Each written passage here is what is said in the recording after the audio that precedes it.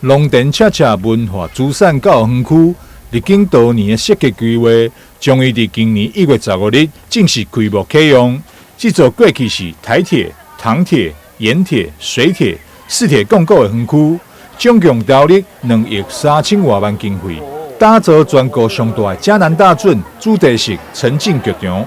活动式场地、公共艺术以及专业的台南考古中心。这个地方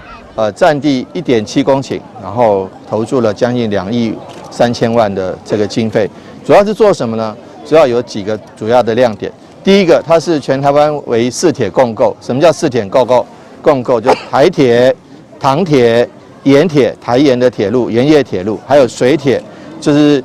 从乌山头水库下来的这个水道哈。那我们修筑一项，当初盖水库的时候有一个水铁啊，所以说这四铁事实上是在这边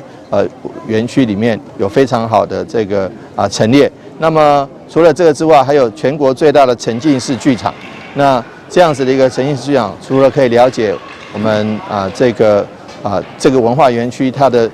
环场之外呢，也可以了解说当初对于这个园区内的许许多多的文化遗址，还有它的一个这个建设的一个了解。我想说今天来了非常多的乡亲朋友，还有很多的观光客，大家一起来共同迎接我们新的文化亮点在龙田，而且它最大的一个优势之一那它离龙田火车站很近，走路的距离就可以到了，所以欢迎大家来这个文化资产教育园区，欢迎大家来龙田，欢迎大家来台南。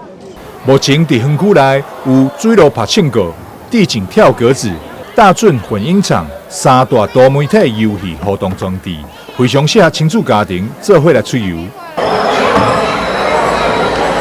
好意思啊，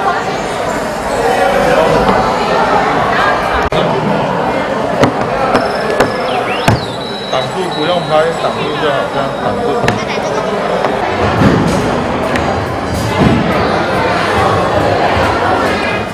龙田恰恰文化资产教育园区位伫咧龙田车站出站到外步行2分钟就当到位，为欢庆开幕。市府15日更邀请到亲子家庭上喜爱的纸风车剧团来表演，让大家度过一个欢喜又趣味的周末假期。